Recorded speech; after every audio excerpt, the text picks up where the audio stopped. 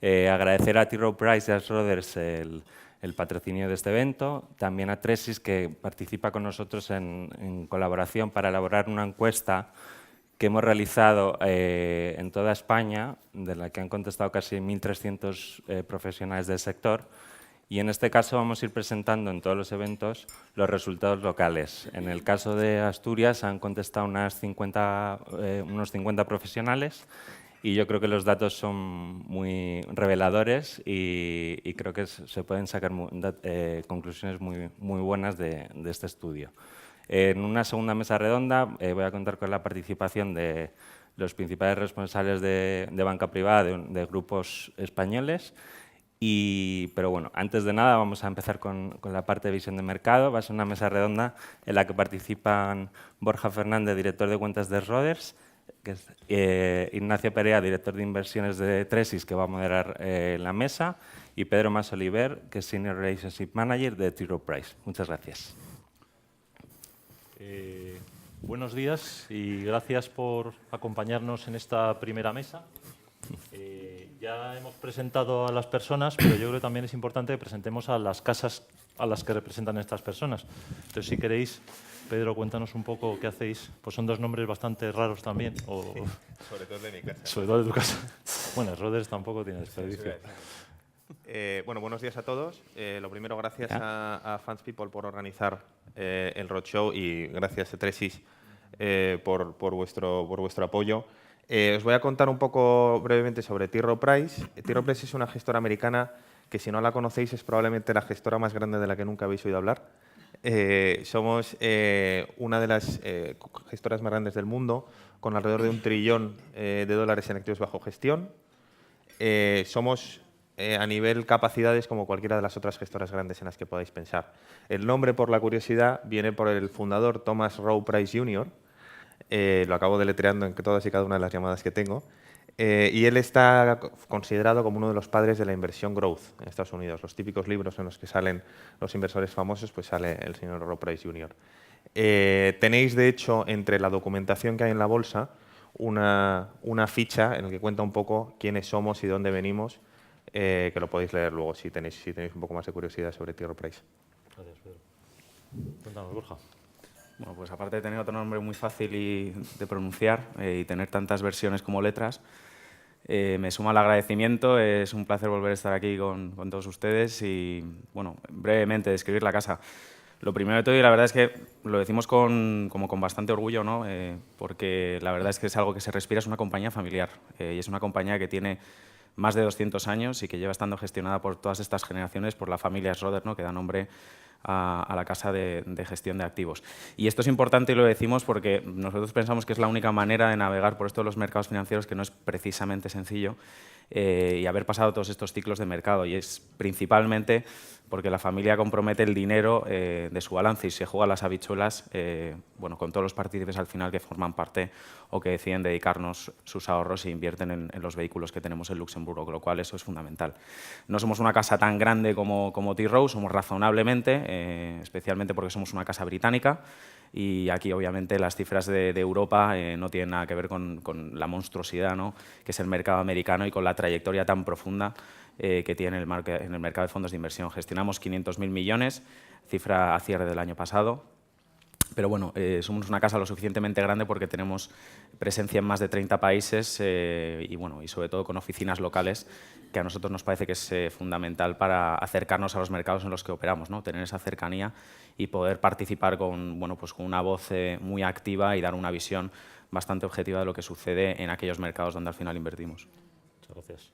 Bueno, voy a dar dos pinceladas de Tresis, bastante más pequeña. Asesoramos unos 4.000 millones, eso sí, lo hacemos con mucho cariño y mucha dedicación. Lo llevamos haciendo desde hace cerca de 20 años y realizamos tanto la gestión como el asesoramiento patrimonial. Creemos firmemente en la planificación financiera y en los objetivos de nuestros clientes y, además, pues somos una casa muy preocupada por la responsabilidad social corporativa. Eso es un poco lo que define nuestro ADN y lo que lo viene haciendo en los últimos casi 20 años.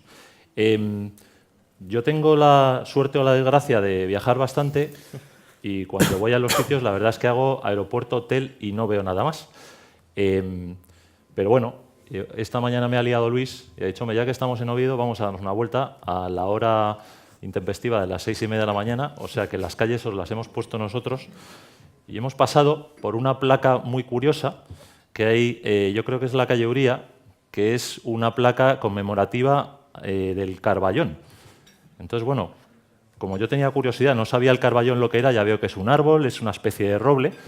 Y como yo soy muy millennial, a pesar de mi aspecto, me he metido en LinkedIn y he mirado pues, LinkedIn, en Twitter, qué ponía del Carballón. Y venía una historia muy curiosa, que allá por el año 1879 o por ahí, el árbol este se había quedado en mitad de la ciudad y el parque, yo creo que es el Parque de San Francisco, estaba más hacia allá. Entonces molestaba el tráfico y hubo un gran debate en la ciudad sobre si debería talarse o no debería talarse. El debate fue de tal porte que tuvieron que pedir una recomendación al señor de los jardines, que fue recomendación favorable, y votaron hasta 3 veces para que al final se acabara talando el árbol.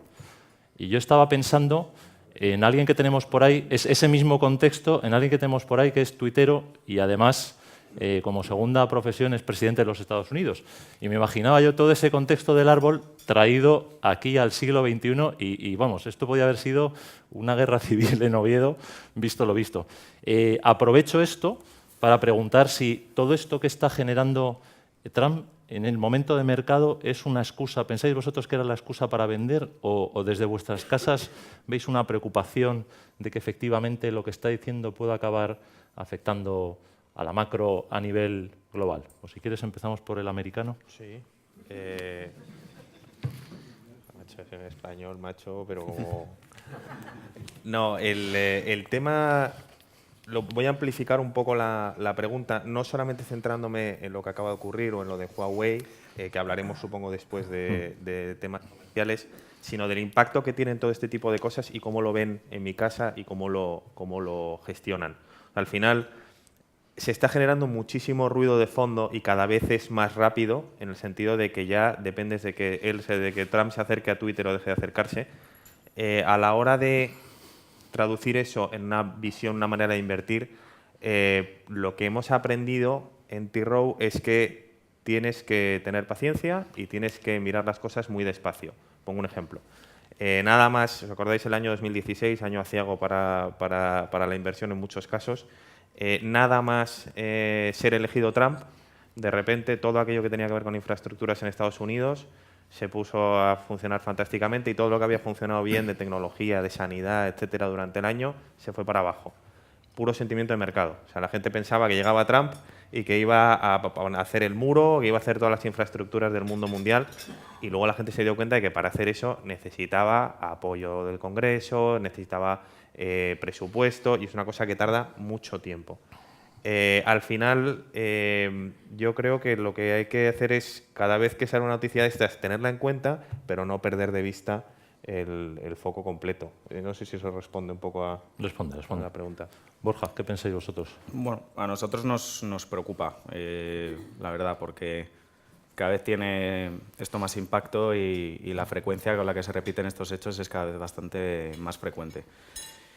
Nosotros somos casa de gestión activa e intentamos centrarnos en lo que intentaba mencionar ahí Pedro y lo ha definido perfectamente, es en los fundamentales, que es lo que importa y lo que al final conduce la cotización de los activos, ¿no? Pero vemos que el riesgo político es un factor más que tenemos que meter en la ecuación y sobre todo es un factor con el que no nos sentimos cómodos porque muchas veces es muy binario, es una moneda al aire. Oye, Trump dirá esto, no lo dirá, habrá Brexit, no habrá Brexit. Pues es algo que es un riesgo que tenemos que gestionar pero que no sabemos calibrar demasiado bien.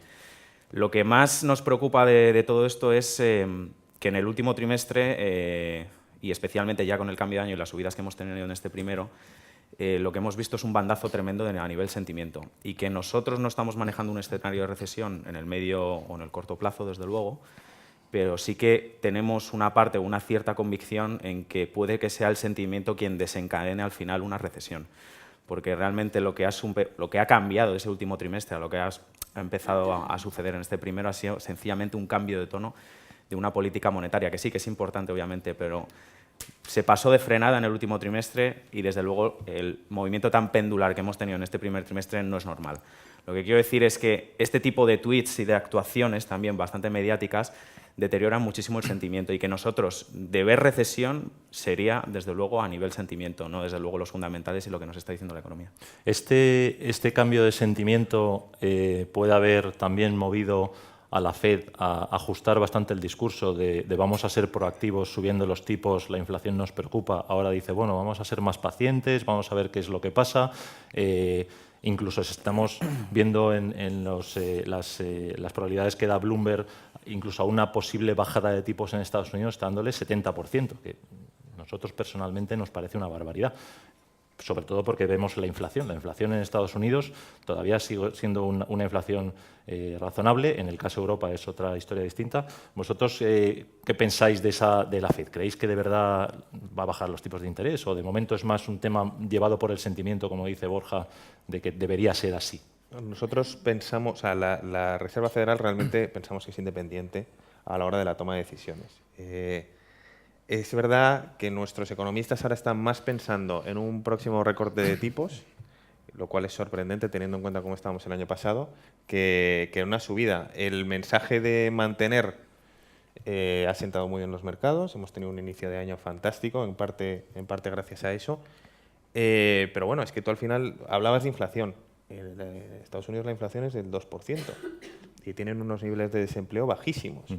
Con lo cual, tiene una economía, bueno, bien, pero no tienes presiones inflacionarias. Un poco yéndome a lo que estaba comentando Borja sobre las posibilidades de que haya una recesión o que haya una corrección fuerte de mercado, yo sí que estoy también de acuerdo que debería ser guiada por sentimiento, pero más que nada porque no hay un sobrecalentamiento en la economía. O sea, al final tienes un sobrecalentamiento en la economía, acabas teniendo una subida de tipos y eventualmente acabas teniendo una corrección en el mercado. Y eso no vemos que haya presión inflacionista, que estén subiendo los salarios de una manera desmedida. Las típicas causas por las cuales tú puedes llegar a tener una corrección, una recesión. Con lo cual, por resumir en dos partes, por un lado, la Fed independiente y nosotros estamos más en el campo de que eventualmente puede haber un recorte de tipos en el resto del año y la corrección que creemos que sería sano que ocurriera, una corrección un 5 un 10%, no te estoy diciendo que se desplome el mercado, más guiada por una cuestión de sentimiento un poco en el mercado. Borja, ¿vosotros desde Rhodes veis algún tipo de presión inflacionista en el mercado laboral americano o estás más un poco en línea con lo que comentaba Pedro, de que de momento la inflación es razonable y es sostenible? Pues seguramente si tienen en algún momento ocasión de charlar con alguno de los gestores que tenemos en Londres y sobre todo los locales americanos, destacan principalmente dos riesgos. Uno de ellos es el de inflación, y especialmente en Estados Unidos. Y lo que dicen que la frase esta de ni se está ni se la espera en Estados Unidos es bastante peligrosa. Y solo hace falta echar un vistazo a cómo cotizan muchísimos de los activos como para que si hay un shock de inflación, no os queremos ni contar lo que puede suceder con el Standard & Poor's 500 o con el bono americano. Especialmente porque siempre se nos olvida que al final un dato de inflación es un dato retrasado de la economía. O sea, estamos mirando por el retrovisor. Y que de cara a futuro nosotros no es que digamos que vaya a haber un shock de inflación tremendo, pero que no nos olvidemos que, como mencionábamos, que en el mercado americano está en el mercado más ajustado de los últimos 50 años y que ya existe presión salarial evidente. Y eso nos lo están trasladando las empresas con las que nos sentamos. La pregunta de todo es, oye, ¿estas empresas serán capaces de trasladar esa inflación final a precio, ¿no? Al precio del cliente? ¿Tienen esa capacidad de fijación de precios? Entonces hay muchas de ellas que a nosotros nos generan bastantes dudas, sobre todo por las expectativas tan altas de beneficios que tienen y porque se están basando en que van a poder pasar esa inflación al final al producto final. Entonces, expectativas de crecimiento para nosotros, por ejemplo, que hay muchas de consenso de mercado que señalan 7 y 8% de beneficio para este año del Standard & Poor's, nuestros gestores dicen que 5 y da gracias, con lo cual es algo que destacamos como un riesgo bastante evidente, pero repito, la inflación nosotros la vemos más por la parte salarial y por el mercado laboral que no por un shock de inflación, obviamente, por demanda interna tan fuerte. Muchas gracias. Es que te quería añadir, es que al final hay una cosa en el cuadro completo cuando tú estás pensando en la inflación, sobre todo tanto en Estados Unidos como en Europa, que es más baja todavía que Estados Unidos, y realmente son los factores, estoy intentando ir a la foto completa, los factores que están causando que la inflación esté tan contenida, que no eran factores que no estaban antes.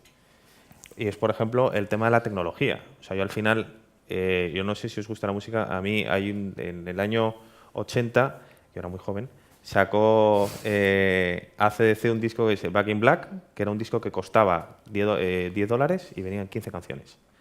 Y es un disco fantástico. No, de hecho es al revés, son $15 y son 10 canciones.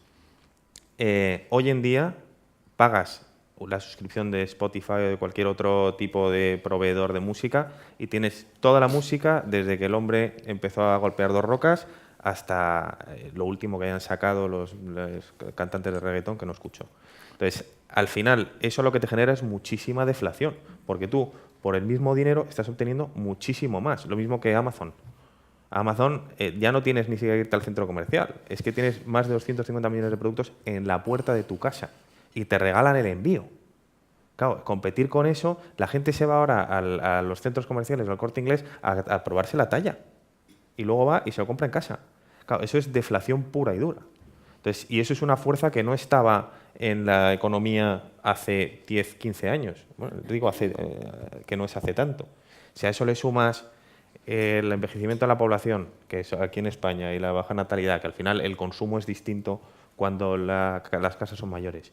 Le estás pensando, metiendo también el hecho de que hay muchos trabajos que se están haciendo en otras zonas del mundo. Con lo cual, el flujo de los salarios no va directamente ahí. O sea, quiero ilustrar con esto, al hilo de hablar de la inflación, que al final hay factores que están ahora que no han estado siempre a lo largo de la historia, que están afectando. Con lo cual, hay que saber reajustar la fotografía a la hora de tomar las decisiones de inversión, de tener en cuenta todos los factores que están ocurriendo. Un pequeño corte publicitario. Me acaban de decir que os recuerde que si queréis hacer algún tipo de pregunta, tenéis por ahí un papelito, pues si al hilo de lo que habíamos comentando surge alguna cosa, que lo vayáis apuntando y luego dejaremos un espacio al final para leer un poco lo que vaya surgiendo. Bueno, volvemos al SAR este. Hablando de tecnología, anoche en la cena estuvimos hablando del caso de Huawei. Sí. Empezamos a ver esa mezcla de lo que es el equipo y lo que es la carcasa, el que no te dejo descargar las actualizaciones. Sí. ¿Eso le puede afectar de alguna manera a todo lo que es el sector tecnológico? Bueno, de hecho, se han llegado a llevar unos bofetones en bolsa importantes. Esa interrelación que hay tan grande a nivel global. El iPhone se ensambla en China y luego para acá suben los precios. iPhone podrá subir. ¿Eso creéis que puede tener un impacto sobre todo en la parte de tecnología que tiene un peso tan importante en los índices? Pues contagio, no. La verdad es que nosotros no manejamos un escenario de contagio y que eso se extrapole al final al sector tecnológico. Hay que decir que el sector tecnológico es bastante heterogéneo y estamos hablando de un universo de inversión solo en la parte norteamericana de más de 1000 acciones, teniendo en cuenta Canadá y Estados Unidos. Y que ahí estamos metiendo en el saco compañías de videojuego, compañías de semiconductores, compañías de hardware, o sea, los Apple de turno. Lo que pasa es que a nosotros hay algún tipo de anomalía que no nos termina de convencer. Es decir, que Apple, dentro de un índice global de renta variable, pese el doble de lo que pesa China, pues hombre, a nosotros nos sorprende y nos inquieta a la vez. Lo que nosotros intentamos es diferenciar totalmente lo que es el sector tecnológico. Pero un contagio, obviamente hay compañías que no están creando valor y que no vemos valor a día de hoy, por ejemplo, y no tenemos en cartera, como es el caso de Uber, pero que en el sector tecnológico hay que rascar como en todo y que es un mundo lo suficientemente heterogéneo como para que nosotros no veamos un contagio. Volvemos al tema inicial. Puede haber contagio en el sentido de sentimiento, porque cuando una compañía tecnológica va mal o salpica, no hay discriminación, las correlaciones se van a uno y nadie te diferencia si estás comprando Electronic Arts, Uber, Apple o Huawei. Pero que vamos, que es uno de los sectores donde nosotros precisamente estamos positivos, pero y obviamente aquí se justifican muchísimas valoraciones saliéndote ya de los nombres más típicos de un Amazon, un Facebook, un Alphabet, pues encontramos bastante valor y es un sector de más de 1000 compañías. En el caso de tecnología, el 5G parece que va a ser uno de los sectores que va a liderar el futuro. Precisamente Huawei decía que en términos de 5G le saca 4 vuelos a Estados Unidos y el 5G, recordemos, es fundamental, por ejemplo, para la conducción autónoma. Tener ese sistema es lo que permite estar localizado por GPS y saber dónde vas. ¿Vosotros compartís un poco la opinión de Nosotros la manera que tenemos de enfocar todo este tipo de noticias, todo este tipo de, dígase lo de Huawei, dígase lo que pasó con Boeing, dígase todo este tipo, lo de Cambridge Analytica en su momento con Facebook, si os acordáis, el tratamiento de los datos, al final es ver, yo te garantizo que ahora mismo nosotros en T. Rowe Price contamos con 170 analistas que están repartidos por todo el mundo. Y esas personas, su trabajo de 5 días a la semana es seguir 30 compañías. Y eso es lo que hacen durante 10-15 años. Con lo cual, si yo te digo que durante 10-15 años vas a seguir 30 compañías, el conocimiento que tú tienes de la compañía es muy alto. Podrás fallar a la hora de recomendar, pero es con conocimiento de causa. ¿Por qué cuento todo esto? Al final lo que se busca es, oye, que Xi Jinping está visitando, como salió en las noticias, todas unas minas de metales raros en China, porque son los principales proveedores y son los metales que necesitan las compañías americanas tecnológicas para producir.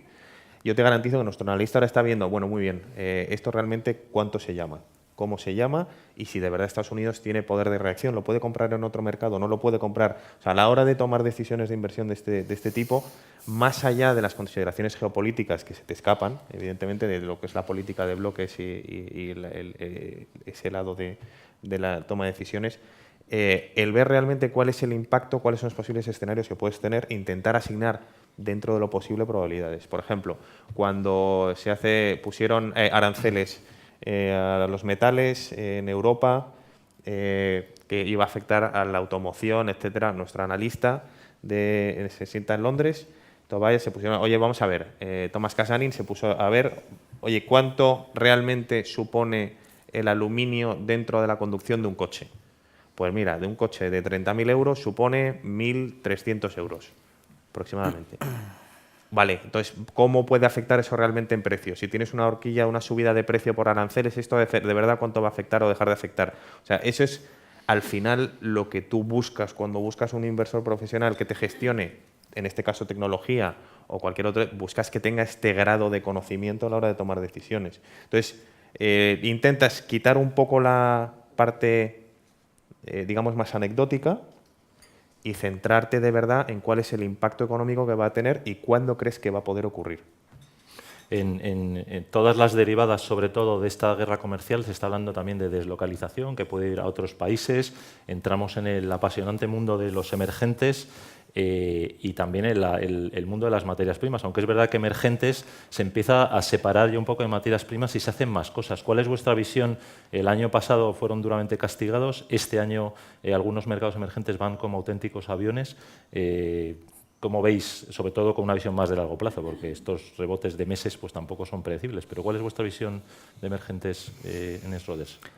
Pues estamos muy positivos, pero ahora les explicaré por qué nos gusta tanto en renta variable como en renta fija. Vemos muchísima oportunidad en mercados emergentes, pero sobre todo nos gustan de una manera estructural en la cartera. Y nos gustan ya, no hablamos un horizonte de inversión de un año, sino de cara a los próximos 10 años. Especialmente ya por la relevancia que tienen y por lo poco representados que están en las carteras de los clientes. Cuando digo la relevancia es que ya superan, contribuyen más de la mitad de lo que es el crecimiento global. Cuando hablamos de los mercados de renta variable es el 35%, supone el 35% de los mercados de renta variable, y cuando hablamos de renta fija estamos hablando ya del 15% del mercado de renta fija. Si eso lo extrapolamos a cuál es el peso medio que tiene una cartera de emergentes dentro de renta variable, estamos hablando de menos del 10% y en renta fija es aún bastante peor, estamos hablando por debajo del 5%. Con esto, si nos queremos acercar a las rentabilidades mínimamente del pasado que hemos estado anualizando o empezamos a tener en cuenta más esta clase de activo, o en términos reales va a ser muy difícil preservar nuestro dinero, que es al final en lo que consiste todo, ¿no? Que es descontando inflación, pues generar retornos atractivos para nuestros clientes. ¿Por qué estamos positivos? Principalmente porque ellos están en una fase de ciclo totalmente diferente al nuestro.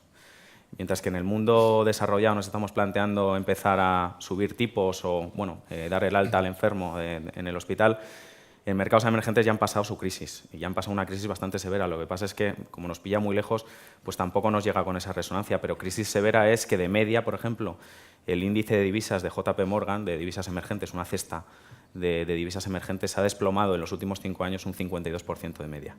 Cuando algo se te cae un 52% de media, tienes cosas que han caído un 65% y otras que han caído menos, pero que desde luego es un caladero interesante para ir a pescar. Y además, nosotros también estamos positivos porque vemos que muchas de estas economías se han hecho las reformas necesarias, pero no esperamos shocks de inflación, algo que es vital. Y digo que es vital porque si no ya nos metemos en el terreno de los Argentina, los Turquía, etc. Entonces, sí que es importante diferenciar mercados emergentes y economías emergentes, porque no es lo mismo un mercado emergente o una economía emergente. A nosotros no nos gusta Corea del Sur o Taiwán, nos gusta la economía emergente pura, ¿no? La que defiende el Fondo Monetario Internacional. Y aquí lo que intentamos es diferenciar, porque tendemos a meter en el mismo cajón desastre a todos los mercados emergentes y no tiene nada que ver una dinámica de crecimiento de Sudáfrica con Brasil, con Indonesia o India. Diferenciar, esa es la clave, pero muy positivos en lo que es renta variable y en renta fija. En vuestro caso también, hablando de emergentes, también sale el petróleo, que al final hemos visto que este año llevó una revalorización, pues no sé, del 30 y tantos, el 40%. También Trump, entre tuit y tuit, le larga alguno a Irán.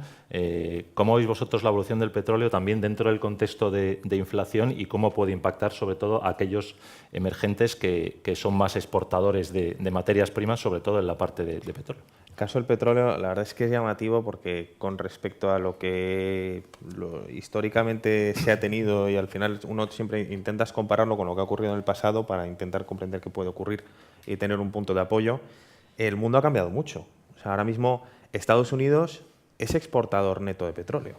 Esto también es un poco, lo ligo otra vez con el tema de la tecnología, pero porque es imposible escapar de ello. O sea, al final, el cambio tecnológico que ha habido, todo el tema del fracking, todo el tema del shale gas, el gas de esquisto, toda la eficiencia que ahora tienen a la hora de sacar barriles de petróleo significa que con menos pozos o el mismo volumen de pozos están sacando en Estados Unidos muchísimo más petróleo. Entonces tienes la paradoja de que al final estás hablando ahora mismo en Oriente Medio de una posible guerra, has mencionado Irán, o posible conflicto bélico. Yo os pediría que os retrotrayeseis hace 25 años. Hay cualquier tipo de... Sale una noticia, oye, que puede haber guerra en Irán y el petróleo está en 200. Y hubiéramos tenido un shock descomunal. Y ahora eso no es el caso. ¿Por qué? Nosotros pensamos que lo que hay en realidad es un exceso de oferta de petróleo en el mundo. Y que en el largo plazo debería mantenerse como está o incluso reducirse. De hecho, nuestro gestor de materias primas lleva en esa posición años en cuanto al petróleo. Vas a tener picos parciales, pero al final es que se ha mejorado tanto la eficiencia de sacar petróleo que es descomunal. De todas maneras, evidentemente esto va a seguir afectando y mucho a todos los países emergentes que son más dependientes de petróleo. Lo que pasa es que al final el mundo de los emergentes es muy grande. Me quiero centrar, Borja ha hablado de la parte, que si quieres más de renta variable, un poco del papel de la renta fija emergente y cuál es la parte que sigue en la cartera, porque es una parte que normalmente suele ser muy nicho, que suele considerar muy arriesgada y normalmente la gente lo pone en los perfiles de riesgo de clientes que son un poco más, les gusta un poco más la caña. Pero es que al final no hay tantos sitios donde tú puedas tener un rendimiento en dólares del 6%, quítale el diferencial de tipos, pues de en torno al 3 y pico por ciento de rentabilidad en renta fija. No hay tantos sitios donde tú puedas sacar, sobre todo si tú tienes un cliente que es propenso al riesgo y que tiene unas necesidades al cabo del año importantes, pues es una de las opciones. ¿Por qué lo digo con lo del petróleo? Porque al final cada país tiene su propia historia idiosincrática. Algunos son más dependientes del petróleo, pero tienes otros que tienen su propia historia de reforma, su propia historia de manejar. Y luego dentro de emergentes además tienes diversos sabores. Tienes soberano en divisa fuerte, tienes en divisa local o te puedes ir a corporativo en dólares, que es, digamos, la manera más conservadora, si quieres, para jugarlo. Hablando de conservadores, aquí tenemos mucha gente que se tiene que sentar delante de un cliente que se autocalifica como conservador. Si quieres, luego también mencionamos un poco el informe que hacéis vosotros de el que dice conservador y lo que espera ganar. Bueno, si quieres, coméntalo y ahora hago la pregunta. ¿Qué decía un conservador que espera como conservador de sus inversiones? Que a mí me llamó mucho la atención. Bueno, lo que dice es que con un 30% de asignación a efectivo espera una rentabilidad del 9%. El 9%. Bueno, la buena noticia es que tampoco nos quedamos muy lejos de lo que es el inversor prototipo europeo conservador. Esa es la buena noticia. Lo que pasa es que aquí, bueno, en España sí que tendemos a que nos quieran, a tener la casa en el chalet y a ser guapísimo. Entonces, bueno, que nos hace falta también una cura de humildad, sobre todo para rebajar expectativas de retorno, pero bueno, eso tampoco estamos descubriendo la pólvora. Lo que sí que está claro es que, por un lado, dicen bueno, que son plenamente conscientes de bueno, que tienen que incrementar el riesgo en cartera, a la vez te están diciendo que están subiendo los niveles de efectivo y que los tienen en el 30% y que esperan un 9% de rentabilidad. Entonces, eso es bastante preocupante. Y la verdad es que el inversor conservador pues, lo tiene muy complicado, especialmente porque la clase de activo predilecta donde invierte está cara, va a seguir cara mucho tiempo y nosotros, de hecho, S-Roders para los próximos 10 años esperamos rentabilidades reales negativas ajustadas por inflación en deuda soberana para los próximos 10 años. Parece complicado llegar a ese 9. Y luego, especialmente, ya solo es que tienes la renta fija cara, sino que es que además no estás bueno, dispuesto a incrementar tu perfil de riesgo y a meter otros activos como la renta variable o activos alternativos que te puedan dar esa pata un poco para batir, aunque sea perspectivas o inflación, con lo cual complicado. A nosotros en Tresis alguna vez me viene alguna persona de red me dice, no, tengo un cliente conservador, el 10 años español está por debajo del 0,90, le voy a decir que se compre, o me está preguntando el cliente, me dice, ¿me debería comprar una letra del Tesoro americano que da el 2,20 o el 2,30? Y claro, mi respuesta es, cuidado, porque el euro dólar en el año 17 se movió un 14%. Luego tu cliente, por intentar sacarle un 1% al 10 años español, se puede meter un castañazo del 13%. ¿Cómo veis vosotros lo de la divisa? Has comentado tú también la renta fija emergente, en divisa local, este tipo de historias. Si lo metes en una cartera, entiendo que tendrá que tener un peso muy controlado, porque si no, a ver qué le cuentas al señor conservador o a la señora conservadora en el momento que te sientes delante de él o de ella. Estamos hablando de conservador y no conservador, y yo realmente lo que estaba pensando es, bueno, yo antes de trabajar para T. Rowe Price estuve trabajando durante 3 años en un multifamily office gestionando patrimonios para clientes, con lo cual sé a lo que os enfrentáis todos los días y lo que es sentarte con un cliente y contarle lo que ha pasado en la cartera, especialmente cuando han pintado bastos durante el trimestre. Y el tema es que no hay nada que sustituya el conocimiento que tú tienes de tu cliente. El otro día estaba en Bilbao, la semana pasada, el jueves, y hablando con básicamente compañeros vuestros, me decían que que es que Bilbao es una plaza que ha tenido bolsa y que es una plaza que tiene mucho bolsista, con lo cual, por defecto, el cliente conservador de Bilbao va a tener más renta variable que el cliente conservador, a lo mejor que Oviedo, o que el cliente conservador de Castellón. Entonces, al final, tienes que conocer a tu cliente y tienes que saber qué es lo que tiene. Y a lo mejor tú tienes un cliente que se siente muy cómodo porque está en el tema del inmobiliario, cuando tú le hablas de ciclos inmobiliarios y quiere tener un fondo inmobiliario. Entonces, a tu pregunta sobre cuánto euro o dólar tiene que tener, es que no hay nada que sustituya que tu asesor financiero te lleve de la mano.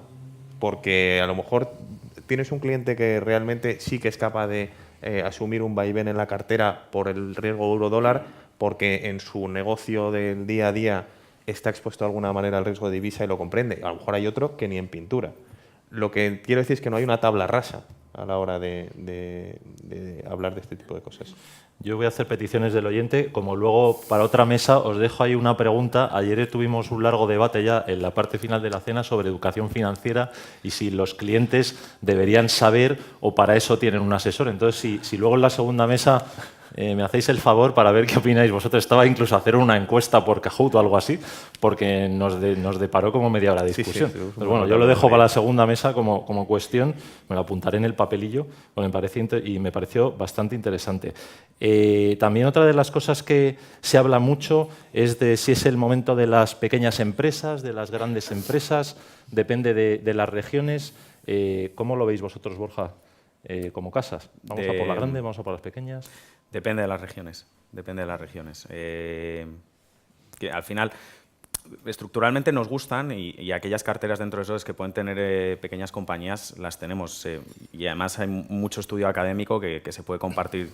Yo que prácticamente todas las casas todas las gestoras tenemos, ajustadas por el riesgo a largo plazo, la verdad es que tienen mejor rendimiento y ajustadas por volatilidad también. Y especialmente porque cuando uno ya empieza a acercarse a las pequeñas compañías, pues se sabe de los sectores más tradicionales, se empieza a saber sectores muchísimo más especializados, ves también descorrelación en cuanto a fuente de diversidad de negocios. te guías bastante menos por los factores macros, ¿no? Lo que los gestores llaman el riesgo idiosincrático, ¿no? Que es al final aislarte de la beta que puede tener una compañía de gran capitalización por el ruido macro, ¿no? Que puede hacer, por ejemplo, los políticos o la política monetaria. Lo que pasa es que cuando suele haber un periodo de estrés, bueno, pues se les suele achacar que van a tener problemas financieros y que bueno, estas van a desaparecer. Hay que diferenciar muchísimo por regiones, pero por ejemplo nosotros ahora mismo donde estamos viendo muchísimo valor en pequeñas compañías, quizás porque cojeamos de esa pata, es en Reino Unido. Y además es muy curioso porque según vas bajando en el escalafón de capitalización bursátil, ves a compañías de pequeña capitalización totalmente depresivas en cuanto a niveles de valoración. Lo que pasa es que obviamente ahí estás jugando una moneda al aire porque nuevamente habrá un Brexit o no habrá un Brexit, pero que desde luego empezar a monitorizarlas y tener preparado el análisis para que, bueno, si se despeja la nube, empezar a mirar ese mercado es bastante interesante. En Estados Unidos, pues bueno, nos gustan más también que en la propia Europa, principalmente pues bueno, porque están más sesgadas a lo que es consumo interno y no nos olvidemos que Estados Unidos dos tercios de esa economía es consumo, entonces sí que nos gusta bastante más y aquí te estás aislando también de todo el ruido que te puede hacer la divisa, con lo cual hay que ser muy específico, muy selectivo, pero que desde luego en cuanto a valoración y si quieres aislar un poco lo que es el ruido macro, yo creo que ese mensaje es importante. Las compañías de pequeña capitalización la verdad es que rentan y mucho. ¿Cuál es vuestra visión como casa? Nosotros, las pinceladas que ha dicho sobre la exposición o no que tienen las pequeñas compañías al consumo interno, estamos totalmente de acuerdo. A la hora de colocarlo y posicionarlo en una cartera, nosotros tenemos producto tanto en compañías americanas como en compañías pequeñas europeas. En los dos casos tiene un sesgo más a crecimiento. Lo que pensamos es que es buena idea tenerlo en cartera en mayor o menor medida siempre. Mayor o menor medida, esto ya depende del cliente y depende del riesgo, depende de muchas cosas. ¿Por qué? Porque al final, empiezo por el lado europeo, muchas veces la historia value ha tenido mucho y tiene mucho cartel, tenemos unos gestores fantásticos en este país, gracias a Dios, y ha tenido muchísimo cartel dentro de los inversores. A lo mejor tener un componente de compañías pequeñas de crecimiento en Europa, pues te puede servir para darle un poquito más a la cartera, para tener sensibilidad a otro tipo de factores. En muchos casos son compañías que llevan 2 países, a lo mejor 3 países, o son sensibles a un único producto. Son cosas totalmente distintas de lo que te afecta a un gran banco europeo, por poner un ejemplo. Lo mismo te diría en Estados Unidos. En Estados Unidos, al final, de la capitalización total de compañías americanas, en torno a un 10 o un 15% son compañías pequeñas. Entonces, al final, a lo mejor tiene sentido que tú tengas una parte de tu asignación en Estados Unidos a compañías. A ver, California per se me parece que sería la 5ª economía del mundo si fuera un país. Una compañía que solamente se activa en California, en realidad sería una compañía gigantesca en cualquier otra zona del mundo, con lo cual realmente estás teniendo exposición a compañías que están descorrelacionadas del resto, afectadas por el consumo interno, como decíamos antes, y a lo mejor es buena idea tenerlo en cartera. Una de las cosas, cuando en Tresis el equipo de inversión nos sentamos a ver qué datos salen del mercado, una de las cosas que estamos mirando este año con mucho cariño son los flujos.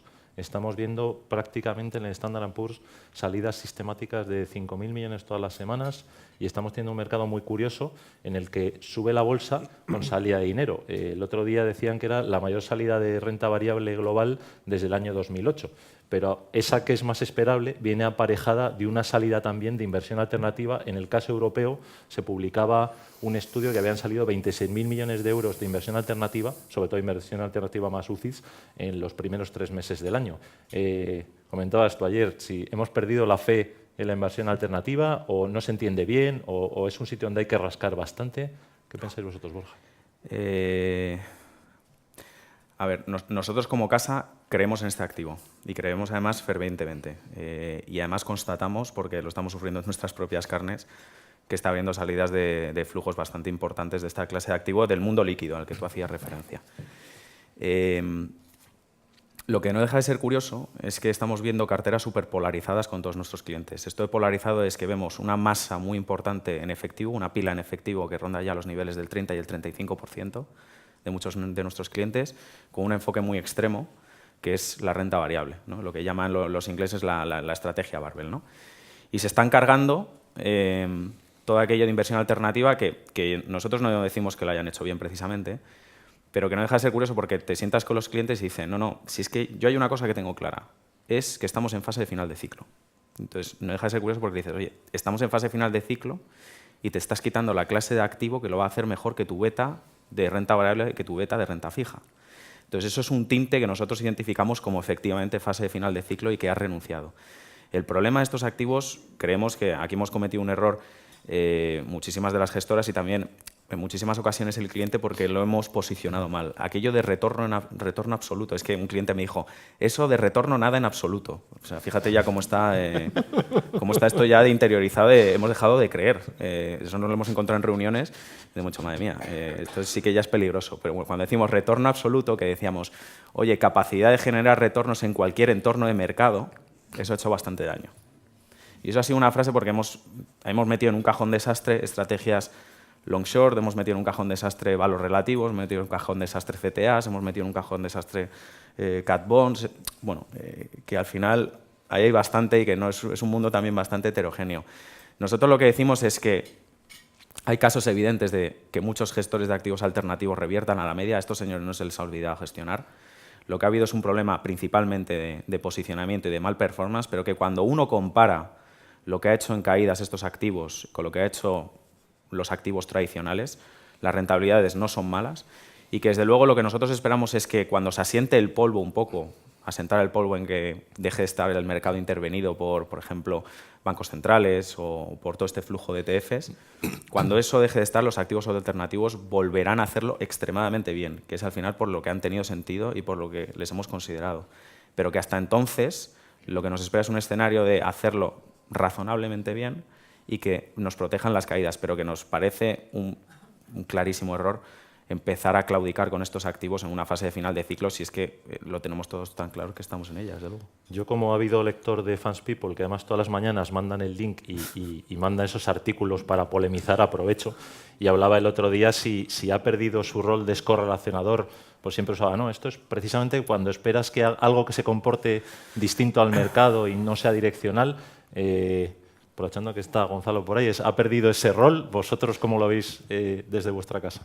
Nosotros pensamos que al final el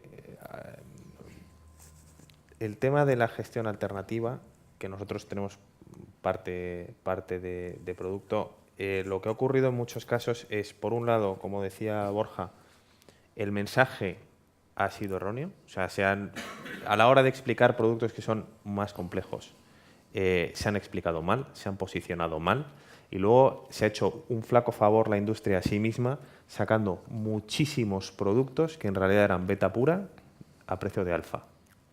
Y eso lo ves cuando corrige el mercado.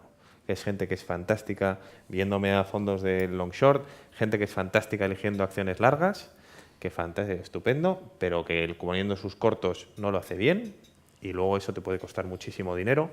Y eso solamente se ve cuando baja la marea, como decía Warren Buffett, que es cuando el mercado corrige. Y es cuando tú de verdad ves si tu mercado, si tu fondo alternativo está funcionando o no. Y el tema, lo que ha ocurrido es eso, que hay mucho que hacer por parte de la industria de autocrítica y de verdad concentrarse en productos. Esto va mucho más allá. Este tipo de debate lo puedes extender al activo y pasivo también. El hecho de decir, oye, de verdad, pagar por activo vale la pena, pues esta la tenía ahora. Pero es que eso está ahí. O sea, es que al final no es... o sea, todo el mundo está cobrando por algo. Estás cobrando por un trabajo. Entonces, al final, tú tienes que hacer bien tu trabajo para justificar que tú estás cobrando ese salario. Y eso aplica tanto a fondos alternativos como a cualquier otra parte de nuestra industria. Nada, que ese es súper buen punto, porque la pregunta es, ¿estos últimos años la inversión activa lo ha hecho mejor que la pasiva? La respuesta es que no, hemos estado un año de pasivo totalmente.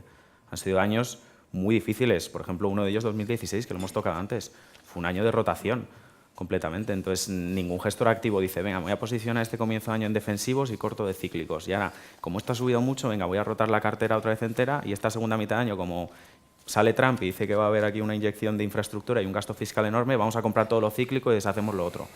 nadie gestiona así. Entonces, ese es el debate. Entonces, sí, obviamente, la inversión pasiva lo ha hecho muchísimo mejor que la inversión activa, y aquí hay que también romper una lanza y decir que obviamente hay mucho trabajo que hacer dentro de inversión activa y que tiene todo el sentido del mundo, pero ¿cómo lo va a haber hecho bien la inversión alternativa con este escenario de rotaciones y de correlaciones y de poca dispersión? Es que ha sido imposible. Yo creo que el mensaje es saber qué tienes en la cartera,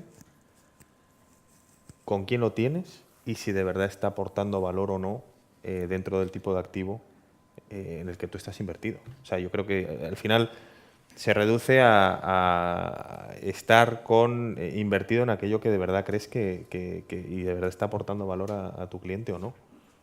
Fenomenal.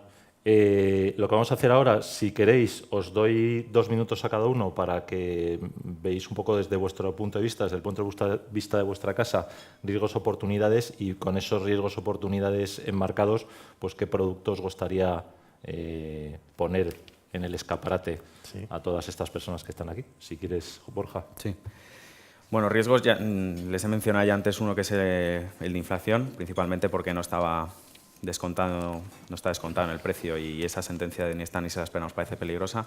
Otro es el de liquidez, y este bueno, es un poco más rebuscado porque tampoco se habla demasiado, pero que es un riesgo evidente porque estamos sentados en muchos activos que pensamos que tienen liquidez, y es un problema porque la liquidez ha estado intervenida por los bancos centrales y que estamos operando en unas condiciones de liquidez que son anormales, y damos por hecho que muchas clases de activo pues, bueno, son bastante líquidas. Entonces, operar en esas condiciones puede traer luego bastantes sustos. Un caso claro fue el año pasado mercados emergentes, Turquía y Argentina. Eso es un riesgo de liquidez de libro y que vendrán más en la medida que, bueno, que este ciclo se vaya acabando y la fiesta y el drenaje de liquidez se vaya retirando. Esos son los dos mayores riesgos. En cuanto a oportunidades, sin repetirme y decir escenarios de corto plazo y medio plazo, tendencias estructurales de cara a largo plazo, activos alternativos. Creemos que tienen que estar en las carteras de los clientes. 2, soluciones de rentas. Venimos de 10 años donde la parte del income no lo hemos notado demasiado, no le hemos prestado demasiada atención, sencillamente porque la parte de revalorización de precio nos ha compensado mucho y hemos estado muy contentos. Pero vamos a un mundo donde crecimientos más moderados, como hemos estado hablando, y donde la parte de precio, las rentabilidades van a ser más bajas, con lo cual las rentas van a ser muchísimo más importantes, con lo cual buscar activos que te den una renta sostenible en el tiempo. 3, mercados emergentes. Ya lo hemos mencionado antes. Nos parece vital que estos empiecen a ganar más presencia en las carteras de los clientes. Y aquí, mercados emergentes es un mundo súper heterogéneo y hay muchísimas oportunidades ahora mismo vigentes, desde la deuda local que mencionaba antes Pedro, hasta, por ejemplo, las acciones domésticas chinas, que no sé si las conocen, las famosas acciones A, donde es un mercado que se acaba de abrir a la inversión institucional y se puede hacer muy bien gestión activa. Si queréis, luego podemos debatir sobre esto porque es bastante interesante. Y ya por último, todo lo que es inversión socialmente responsable o ESG, que nosotros es la piedra angular de nuestro proceso de inversión, porque fortalece la manera en la que seleccionamos las compañías y llevamos aplicándolo bastantes años. Y en ese sentido, una de las ideas que habíamos destacado y que habíamos traído en las bolsas es una idea temática, que no le hemos tocado la inversión temática, pero que desde luego está bastante alineada con el largo plazo. Parece que muchas de ellas, en concreto esta idea es cambio climático, y dicen, bueno, los polos se derretirán de aquí a 80 años, eso a mí no me va a afectar, yo no lo voy a ver, pero al final no nos olvidemos que los mercados financieros funcionan descontando expectativas y que esto va a tener un impacto bastante importante dentro de las compañías a nivel global. Hay que tenerlo en cuenta y además, porque uno piensa en un fondo, por ejemplo, de cambio climático como este y dice, bueno, esto seguro que estará hinchado de sectores de energía renovable, ¿no? Será puramente algo de transición energética. Bueno, pues lo que podréis ver es que está totalmente diversificado a nivel sectorial y que el cambio climático afecta a todos los sectores por igual, sin necesidad de que sea un sector energético. Nuestra mayor posición ahí es Amazon. Y uno dirá, bueno, ¿qué tiene que ver Amazon con el cambio climático? Bueno, pues es un poco también de cajón al final, porque no es lo mismo que 3.000 familias se trasladen a comprar un material que Amazon reparta a 3.000 familias, ¿no?, con un sistema de logística optimizado y con un compromiso de que antes del año 2030 pues el 75% de su flota sea vehículo eléctrico. Entonces, es una compañía que se está adaptando, que está intentando mitigar los efectos del cambio climático, y entonces o estás ahí o vas a ver una presión en márgenes tremenda. ¿Y desde vuestra casa? Pues desde nuestra casa, al final, desde un punto de vista de posicionamiento, estamos positivos también en mercados emergentes, tanto en renta variable como en renta fija. En ese sentido no hay cambios. Cautelosos en renta variable estadounidense, que es uno de nuestros mercados, es nuestro mercado local. y selectivamente, digamos, neutros en cuanto a renta variable en Europa. En cuanto a posibles ideas, yo os pediría, tenéis en la bolsa de Funds People, si miráis, hay una ficha de un fondo nuestro. Quería que lo mirarais porque, más que nada, nosotros quizás somos la casa más desconocida de las dos o de las tres que hay aquí, teniéndoos en cuenta vosotros. Y hay una ficha, un fondo nuestro que se llama Global Focus Growth. Y esa es un poco la idea que traigo hoy, en el sentido de que es un fondo de renta variable global oportunista, no es un fondo para meter en cartera ahora, es un fondo para, en el caso de que haya una corrección y que cuadre para vuestro cliente, puede ser una buena idea para meter. ¿Por qué? Porque al final todas estas tendencias que hemos estado hablando de tecnología, lo que se habla de robótica, lo que se habla de inteligencia artificial, lo que se habla de los últimos cambios, seguirlo en la cartera de un cliente, cambiando de fondo a fondo, es muy complicado. Tener un gestor que, si os fijáis en el comportamiento del fondo, le ha sacado un 5% neto de comisiones al índice desde que lo gestiona, es realmente interesante. Es un fondo que está disponible también en clases cubiertas en euros, un poco al riesgo de divisa que hablábamos antes. Y es una idea para el largo plazo. El mercado ha corrido muchísimo. El fondo, como decía, lleva un 17%. No es un fondo quizás para ahora, es un fondo para tener en cuenta, para tener en la recámara para el momento de que el mercado corrija. Más allá de eso, mercados emergentes, como decía Borja, también es una idea fantástica. En cualquier caso, encantado, luego vamos a estar por aquí, si alguno queréis comentar, y también varios tenéis con nuestros contactos. Si alguien lo quiere, por favor, acercaros y preguntad. Y ahora preguntad también. Sí, eso iba a decir. Ahora os vamos a ceder el protagonismo. Pues las preguntas que tengáis. Ah, mira, ahí viene, fenomenal. Gracias. Nos hace una pregunta, pues luego a los dos. ¿Veis riesgo en tener unos diferenciales de crédito tan estrechos entre lo que es bonos corporativos y high yield en el caso de que tengamos un cambio en la política monetaria hacia una política menos dovish de lo que se está esperando? Y luego también, ¿qué pensáis de esa japonización que se está dando en el mercado de deuda pública y privada en la zona euro? Entonces, si queréis, vamos con la primera. Si os parece que los diferenciales de crédito, teniendo en cuenta el riesgo subyacente entre investment grade y high yield, ¿os preocupa? Pues, el que quiera. Nosotros en crédito hacemos bastante diferenciación. En la parte americana es un ejemplo claro donde les mencionaba antes de liquidez y que nos preocupa, especialmente por el tamaño que ahí está cogiendo el tramo de triple B y las valoraciones. El tramo de triple B ha doblado desde la crisis financiera, ya supone el 50% del mercado de crédito.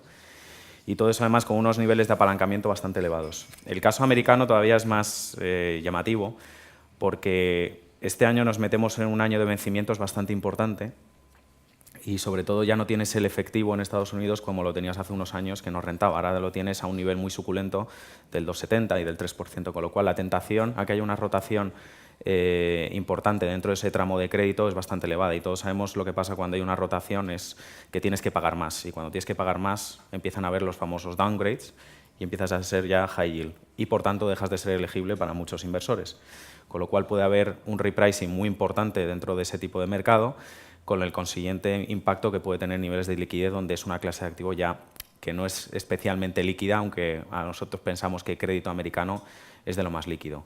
Por la parte europea estamos muy positivos en high yield. Ahora ya quizás menos, obviamente, después de todo lo que ha corrido, y nuestras carteras se están poniendo más defensivas, pero pensamos, aquí enlazo también con la idea de rentas que les mencionaba, que hay que coger el carry. Dentro de crédito europeo estamos obteniendo ya casi el doble de spread, ha corrido mucho el spread, pero nos está dando el doble de spread al que nos daban a comienzos de 2018, y todavía hay algo que rascar. En cuanto a la japonización, yo creo que les hemos respondido antes. Nuestra casa espera rentabilidades reales negativas en deuda soberana para los próximos 10 años.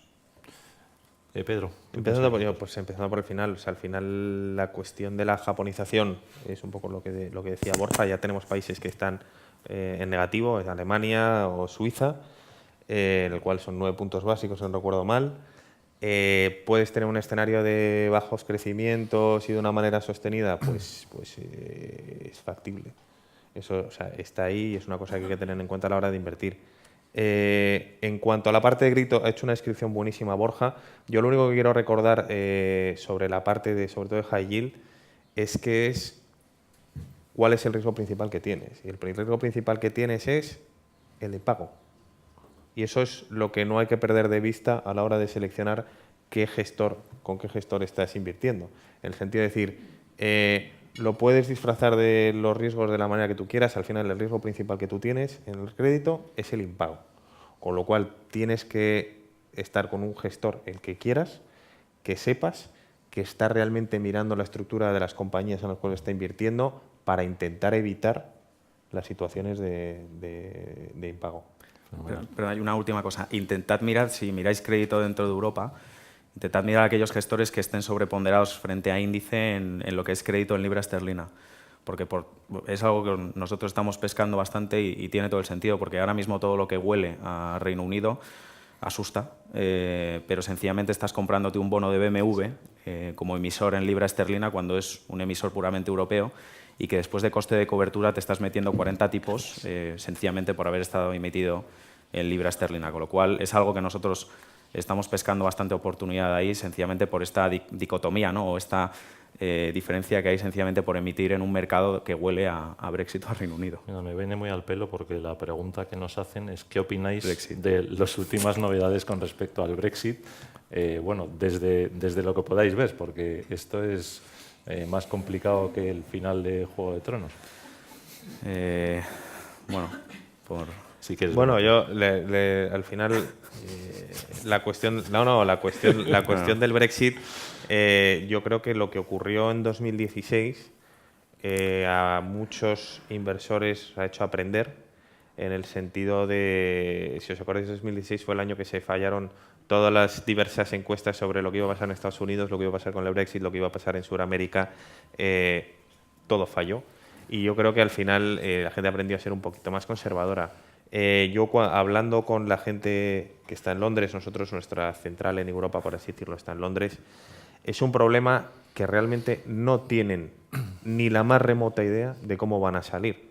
Porque es que, si me dices, no, es que es un problema de partidos, que los conservadores están por un lado, y entonces, oye, mira, vamos a generar unas elecciones y votas un programa. No, es que dentro de los propios partidos están divididos.